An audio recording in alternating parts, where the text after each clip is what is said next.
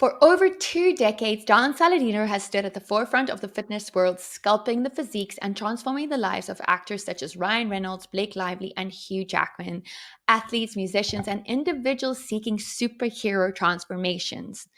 A name synonymous with excellence, Don's journey from coaching A-list celebrities to pioneering a global online fitness empire has solidified his status as a true trailblazer.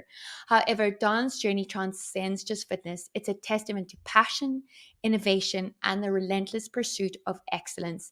His impact on the lives he touches and the wellness community at large is a testament to his enduring legacy. I absolutely love Don. He is one of my very favorite people in the whole world. Don, welcome back to RevitaFest. It is honestly such an honor to have you here with me. Before we hopped on, I was telling you just how much I love your training program. I'm currently going to train with Blake Lively, and it's fun, it's exciting, and it's also awesome to have role models to look up to who I admire not just for their physical appearance, but for the way they present themselves in the world. So, yes. Well, she's 100% everything you would ever imagine. I mean, she's been one of the best support systems I've had in my life, besides my parents and my wife. Like Blake, over the last 12 plus years, she's been a rock in my corner. So anything you can imagine or hope that she far surpasses that in my book. She's just been an incredible friend and just a great human being. Oh, I love that. So, you work with a wide range of clients, I would imagine. Yeah.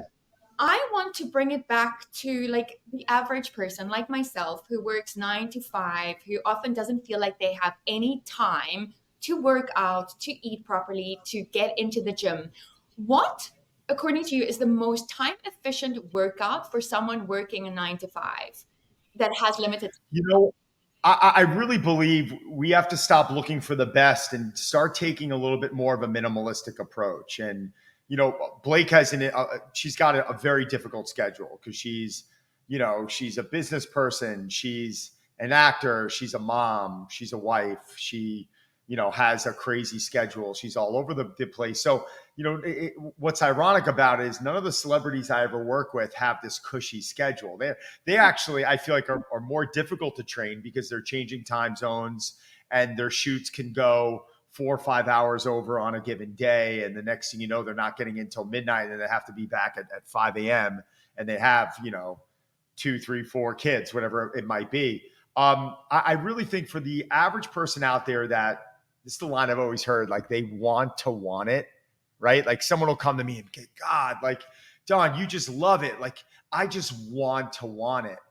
And that's what I hear the 99% of the planet saying. They're like, I just can't get motivated. And I think that's for a few reasons. One, I think we just take on too much out of the gate, right? And I hate New Year's resolutions because people set these goals that are unattainable. It's always like, oh my God, I'm going to get on this 90-minute a day program 6 days a week. And I'm like, all right, like you were just telling me that you lose interest after 25 minutes. Now you're going to try 90. Like, does this make any sense? Like, and I think that's where coaching comes in, because if someone comes to me and they're like, Don, for some reason, I work out perfectly at the 21st minute of the workout every single time. I lose focus. I lose motivation. I don't want to be there. And I'm literally like struggling. I'll design for them a 19-minute workout.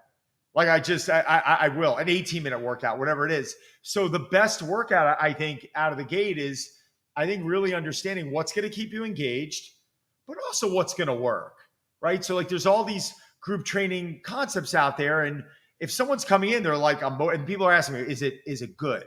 And I'm like, well, if it's keeping you motivated and you're showing up, that checks a lot of boxes. How is your body feeling? Now, if they're turning around, they're like, Don, my body feels terrible. Like I love it. It's a great community, but my shoulder's hurting me. My back's hurting me. Well, there's a problem with programming now, right? Or there's a problem with the movements that they're assigning to that individual. So it's not an easy question to answer, but I think because it's different for every person, but I really think it's recognizing where have you been successful? Where haven't you been successful? If turning around and you're training 5 days a week is forcing you to be unsuccessful, then let's get you on a 3-day a week program. Let's start at 30 minutes a clip. Let's have you leave the session wanting more. But like the average person who goes in the gym thinks they have to train till they're exhausted. And then you know what's happening? They're losing motivation to come back the next day. Or if we can just back them off a little bit, have them leave when they're saying, I'm not beat up. I still feel good. I still feel like I can continue. And what else should I do? And I'm like, you're done. See you tomorrow or see you in 2 days. I think that's where the magic lies. So I think it's really recognizing the individual and then taking a minimalistic approach. Start with, if you've been completely inconsistent with every program you've been on, start with a 3-day program rather than a 5 or 6-day program. But what happens is come New Year's, right? Like these New Year's resolutions, everyone's diving into things like they want to give up cake. They want to give up ice cream. They want to stop drinking alcohol indefinitely. And yes, alcohol it's poison. It's bad for us, whether it's clear or brown or beer or whatever it is. You're putting toxins into your body. But do it in moderation. If you're someone that drank 365 days last year and you can get it down to once a week where you're having 1 or 2 cocktails, go there, right? Like, rather than trying to do something like, I'm going to give up pizza. Well, how many days you eat pizza last week? 5 days a week. I'm going to give it up indefinitely. I'm like, don't do that. They're like, why? It's what's causing me to put on body fat. Give yourself pizza once a week. Give it once a week. Really? Yes, really. Give yourself a little bit of a reward. You should be able to still come and enjoy the things you want. But the other 6 days, stay on track. And I think that has to be the resolution moving forward. It's not trying to bite off more than we can chew. You know, anytime I listen to you, I'm just like, this guy is the absolute best because you have the most just logical advice that will actually work, right? Right. I saw you share something, I think it was over the weekend, about including more walking in your routine and what that did for you. And it was so interesting. Talk about that. It's why see a couple things here in reference to steps. Like people confuse it because they'll contact me. They'll say, well, if I have an opportunity to get steps or get a workout in, what should I do? I'm like, well, don't think that the steps are going to take place of the workout, right? Or the steps are going to take place of the cardio. Steps should be like brushing our teeth, drinking water, showering. It should be flossing. This should be part of our program. And I was walking, 10,000, 11, 12,000 steps a day. And I just decided to throw a weighted vest on and add in an additional, 3 miles of walking a day, which I would do either after my workout or in the afternoon, or you know what? Before the kids got on the bus this morning, I got up at 5:30 and I went for a walk. I walked down to the water and I walked back. It's a mile and a half one way, a mile and a half the other way. It took me 50 minutes. I listened to music. I breathed in the air. I got myself ready for the day and I felt amazing. And I ate a meal. I put my kids on the bus. I did work. I got my workout in. I just took my mom to physical therapy. I'm keeping movement in my everyday lifestyle. And I think it's just by making one small change. The goal for me wasn't to lose weight because I'm in single digit body fat all year long. But I did. I ended up losing, I think I probably went from being anywhere between 210 to 215 throughout the year. I only fluctuate 5 pounds. Now I'm like 202 to 206, right? And I just kind of like instantaneously, got my body moving. My body feels better. It's something that's so simple. So I think we have to understand that steps aren't here to replace the workout or the cardiovascular training, but get it in and try and accumulate. If that number is 10,000, 12,000, 50,000, I don't know what the number is. I really don't. And anyone who's like, get your 10,000 a day. I had a client that was getting a friend, let me rephrase it, who was getting 400 to 600 steps a day and was 525 pounds. And we got him up to, roughly 6,000 steps. And he's struggling. I mean, this week he's having a great week. I have a chart on my board right here. And this is because he comes by the barn. And we have literally a chart where he fills in his steps at the bottom of the chart. You can see every day and it says August. So August is over. I got to get September up. But, the last few weeks, he went from walking last year in May, probably 4,000 to 6,000 a week. That's it. because he couldn't walk, to now in week 1 of August, he got 41,000 Oh, for the week. Week 2, 35. Week 3, 35. He was falling off. Week 4, 41,000. And now he's having one of his best weeks so far. He got 7,000, over 7,000 steps 3 days in a row, which for him is very difficult. So for the people out there listening, get your training sessions in, whether it's Pilates, whether it's yoga, whether it's resistance training, whatever. Get your training in. You want some form of resistance, right? We want to build good bone density. We need muscle on our body, not because we want to be bigger, no, but we want the body, we want to be resilient, right? Because not if, when we fall, it's going to happen to all of us, unfortunately, in life. Like everyone takes that fall or trips or something. You want body armor. Now, I don't mean that women are going to walk around with arms like me. No, it's not what's going to happen. But having good muscle density, having good bone density, this is, muscle is great for our metabolism, right? So doing these things and taking a minimalistic approach and then focusing on things like our steps, you'd be shocked on what we can do with the human body by taking a minimalistic approach and just coming in there with consistency. love that. I want to switch to nutrition because that also plays a big part in your programs. And I love your nutrition and your supplement guide. Thank You're you. gonna think I'm like the craziest fan of yours. No, I love you. Right? You're great for my ego. Thank you here. This is awesome. I love it. It's so simple. It's so easy to follow and use. For people starting to get into this healthy lifestyle, what are your nutritional recommendations that support muscle and minimize fat? Right. Let's start with the lowest barrier of entry here. Perfect.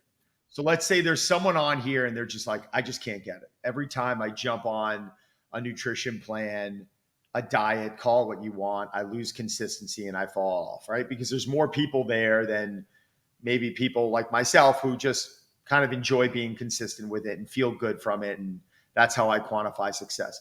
I would start by, even with my nutrition guide, right? This isn't a promotion here, but when you get my programs, you receive my nutrition guide.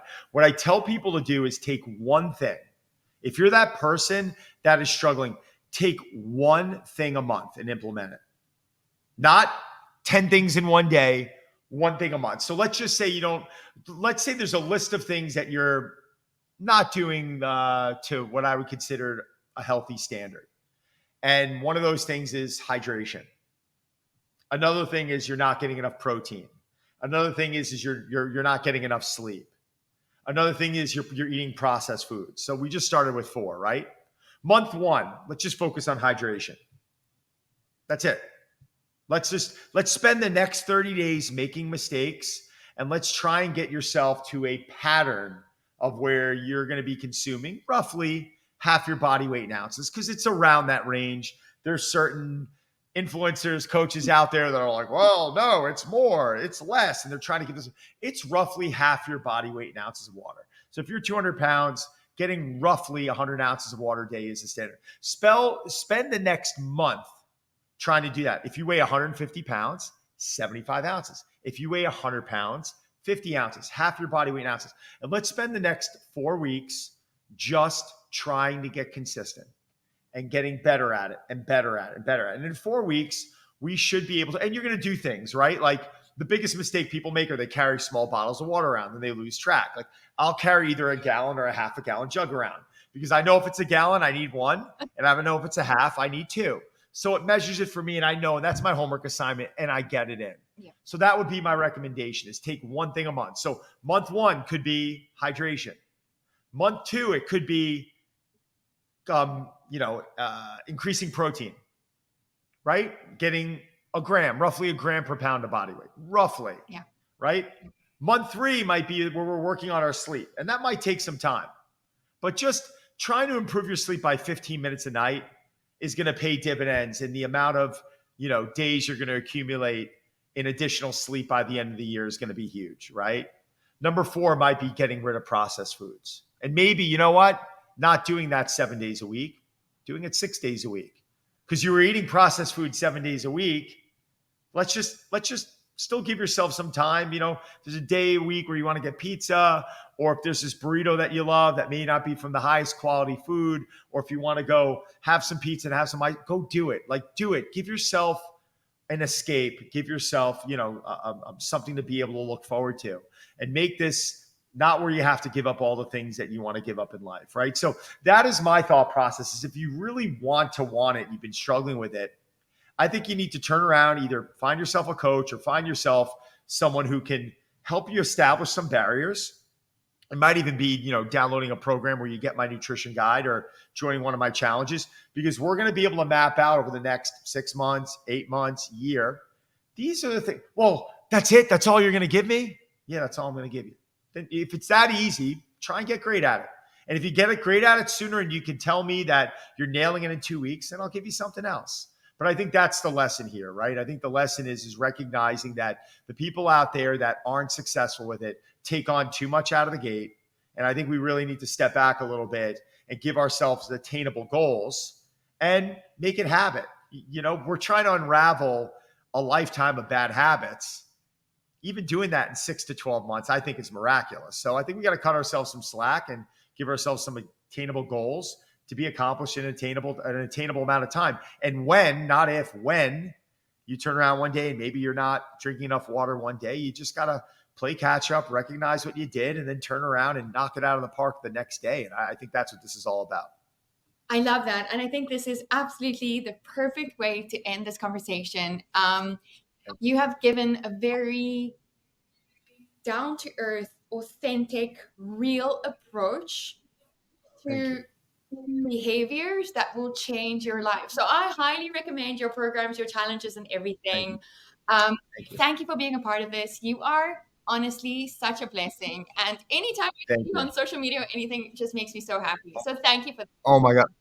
Anything I can do, you let me know. You're amazing and you're doing a good thing over here. So thank you for having me on.